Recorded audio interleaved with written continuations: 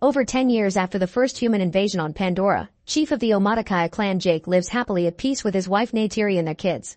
Netayam, Lok, and Tuk are their biological children, but they've also adopted two.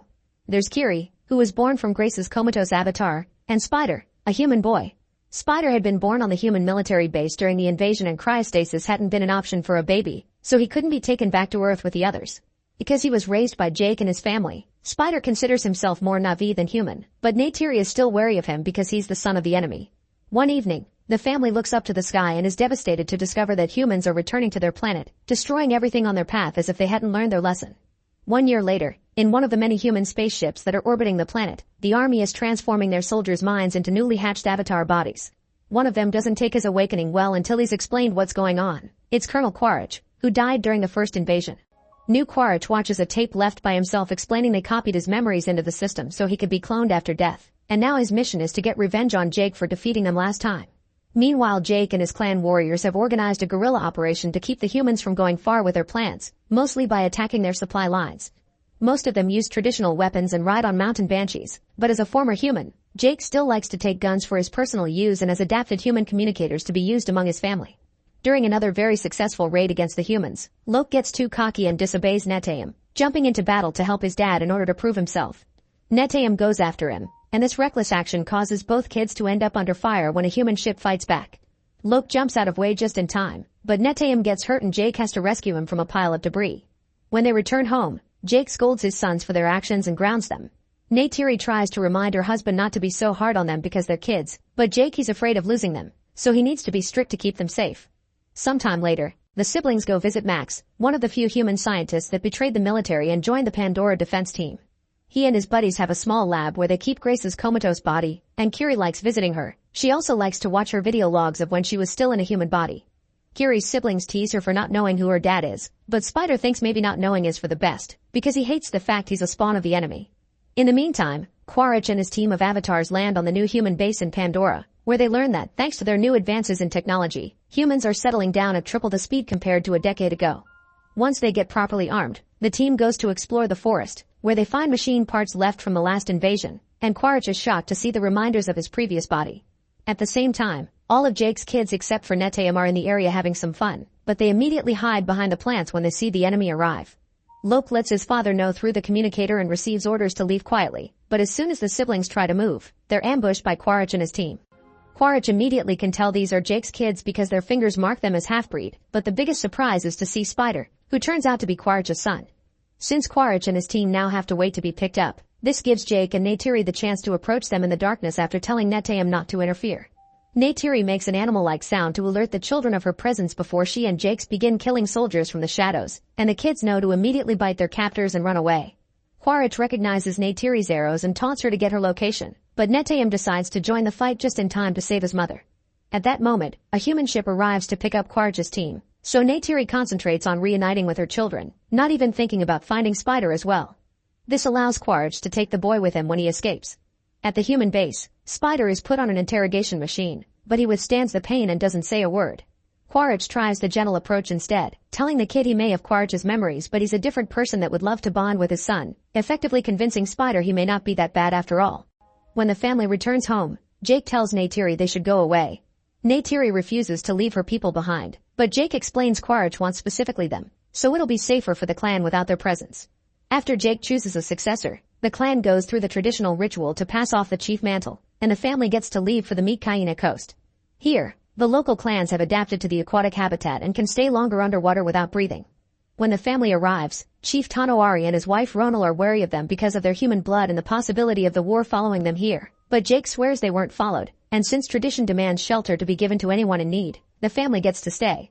Tanoari asks his children to act as guides, and while his son Onung wants nothing to do with them, his daughter Rhea gladly shows them around. From then on, Jake's family works hard to adapt to the reef life, learning things like riding aquatic creatures called alu and tricks to teach their bodies to be underwater for longer periods of time. It takes them a few tries to get it right, but to everyone's surprise, Kiri doesn't need to learn any extra tricks. She naturally can stay underwater all she wants and she instantly develops a bond with all the creatures of the sea. Meanwhile, Quaritch's team begins taking Spider on their exploring missions, assigning him as their official interpreter. Spider also takes them to a nest of ikrans, dangerous flying creatures that can't be tamed by just anyone. Quaritch gives it a try anyway, confronting the creature to prove himself in combat and accidentally causing them both to fall off the cliff. The team thinks Quaritch is dead and they're ready to return to base, but at the moment, Quaritch makes a triumphant return by riding the Tainbikrin. Back on the reef, Kiri continues to bond with the sea, prompting Aonung and his friends to make fun of her for being a weirdo. Lok comes to her defense and Netayam quickly follows him to try to keep things diplomatic, but Lok is too hot-headed and starts a fight anyway, so Netayam has no choice but to help. When the adults finally come to pull them apart, Jake scolds his sons for their actions. He's frustrated by the constant teasing as well, but they have to endure it because they're guests here and they can't afford to be kicked out. Neytiri tries to comfort Kiri, who is upset over the fact she's different even biologically, as proven by a section of her face that she keeps hidden under her hair. Afterward, Lok follows his father's orders and apologizes to Aonung and his friends for the fight.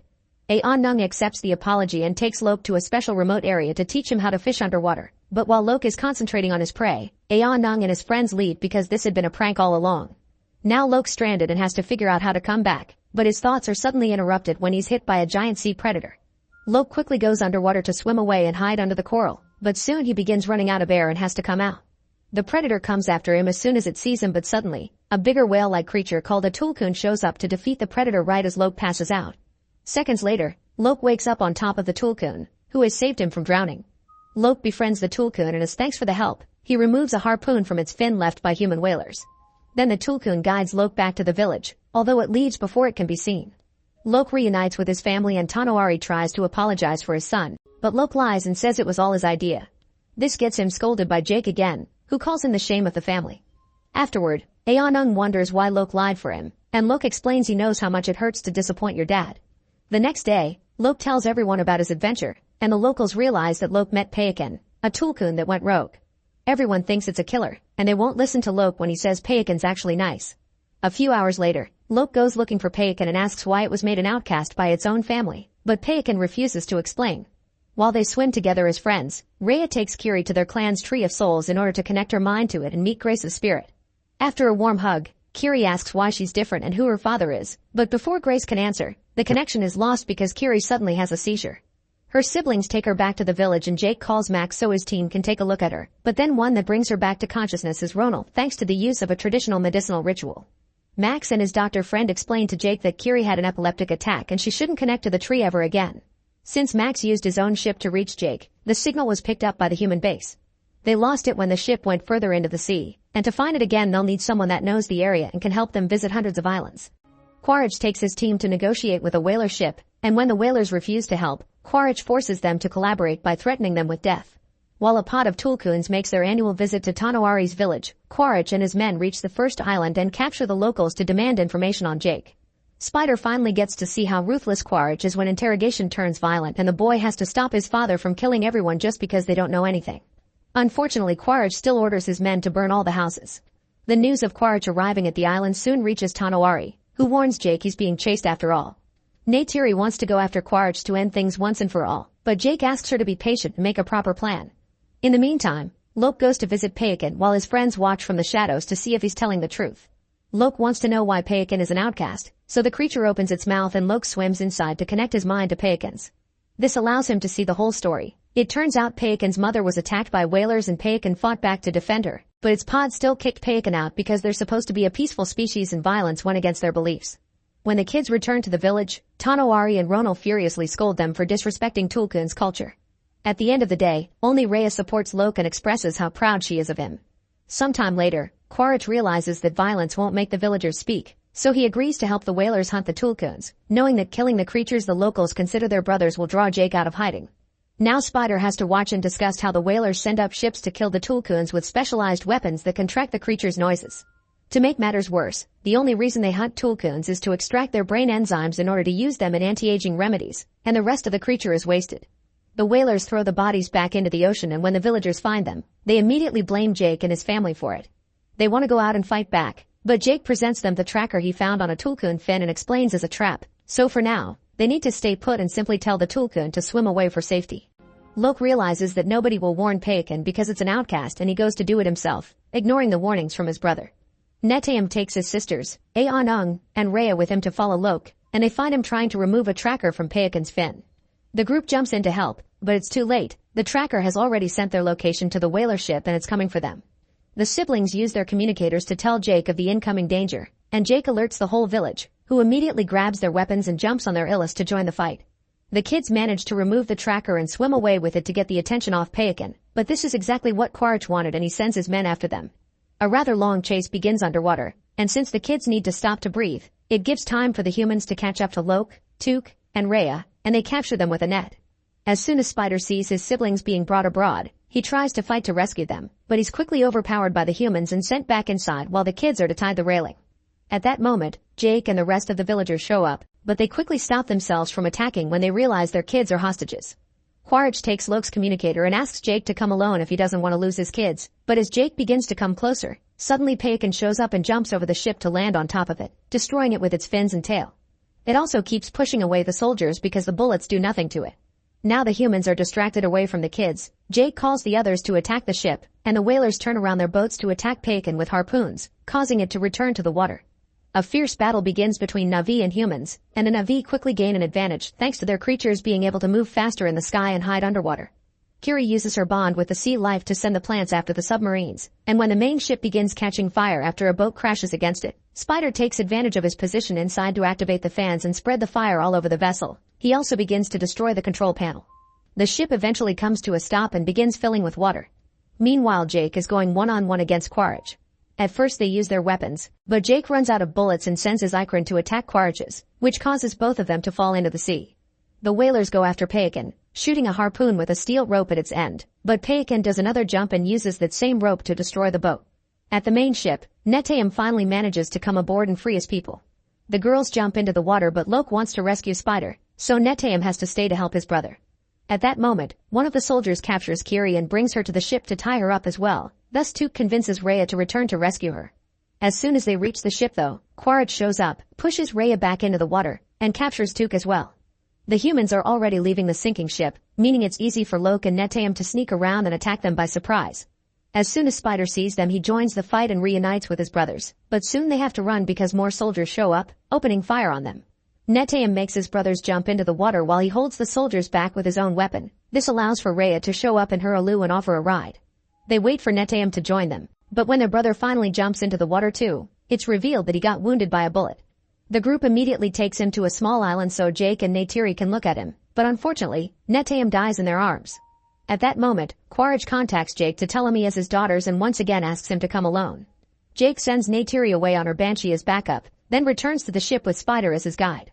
Lok is supposed to stay behind, but once again he disobeys orders and goes back to the ship too.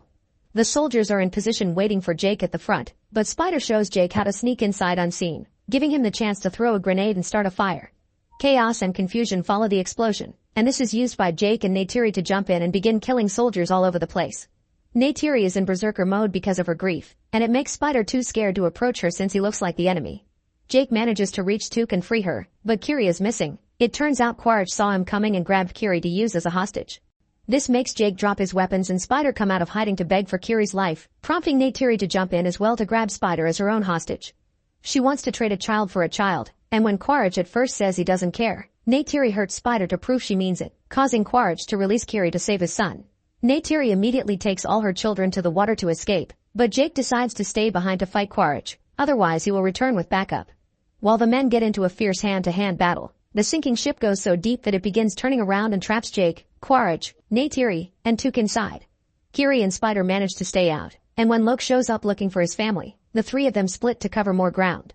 Kiri uses her bond with the sea creatures to use as guides to find Neytiri and Took, and these very same creatures are the ones to escort them out of the ship. Meanwhile, Jake finally puts Quaritch in a dangerous hold and finishes him, leaving the body to sink into the sea. After fighting so long underwater he's out of air, but Lok finds him and guides him to a room with some sass to breathe as he reminds him of Rhea's breathing exercises. Spider is also searching and comes across Quaritch, who isn't dead, just unconscious. After lots of internal struggling, Spider decides he can't leave him there and drags his father back to the surface. Payakan also makes a return to rescue Lok and Jake. This act of heroism finally makes Jake tell Lok he's proud of him. While the two of them reunite with Neytiri and the girls, Spider leaves Quaritch on an island and watches his Ikran come to the rescue. When Quaritch wakes up, he tries to make Spider escape with him, but Spider ignores him and jumps back into the water to reunite his family. Sometime later, the family gives Netayam a burial following the traditions of Tanoari's clan. Once the ritual has been properly finished and Neteyam is one with nature, Jake and Neytiri connect their minds to the Tree of Souls. This way they get to visit Neteyam's soul one last time. Make sure to subscribe and turn on notifications so you can watch more videos like this. Thanks for watching.